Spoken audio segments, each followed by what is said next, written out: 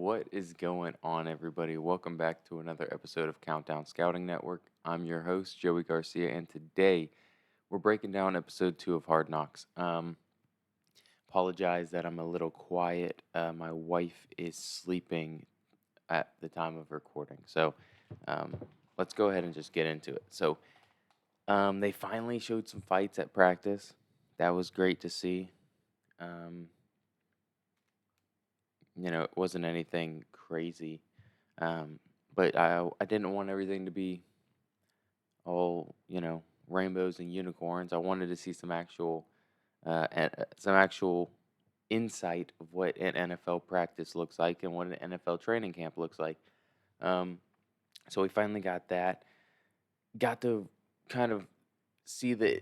I guess it's at the same part of I want to see insight of NFL training camp and everything like that. So we got to see a center quarterback exchange. Different quarterbacks want the ball different ways. I knew one guy in high school um, who they wanted a specific amount of rotations on the ball because they wanted to be able to catch it and have the laces basically touching their fingers, um, so they can just pick it up and rip it.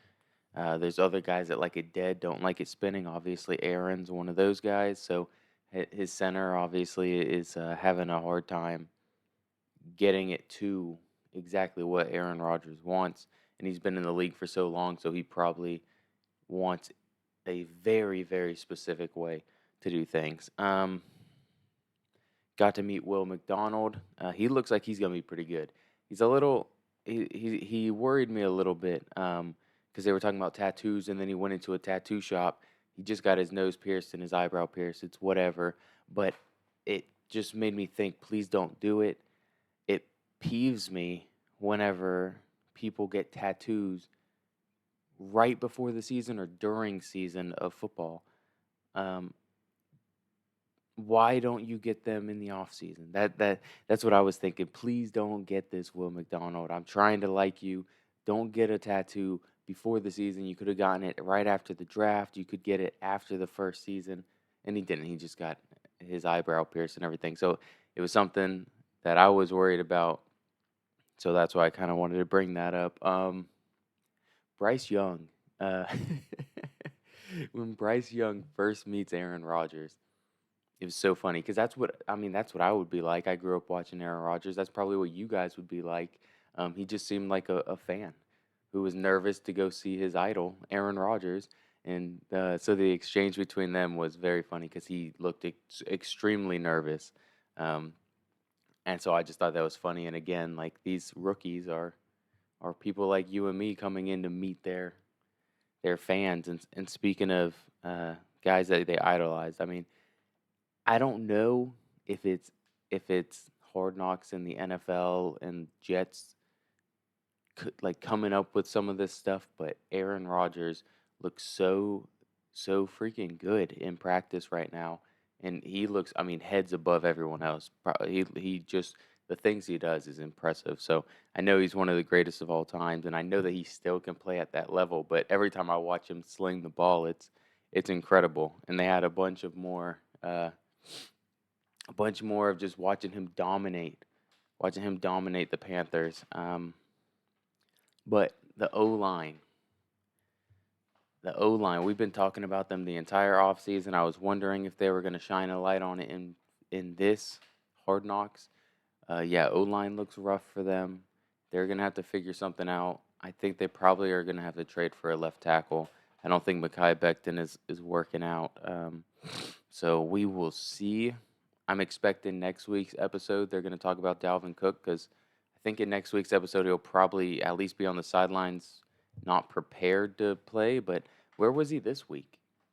During this and last week before they even went to the second preseason game against the Carolina Panthers, like they I mean, he was at practice.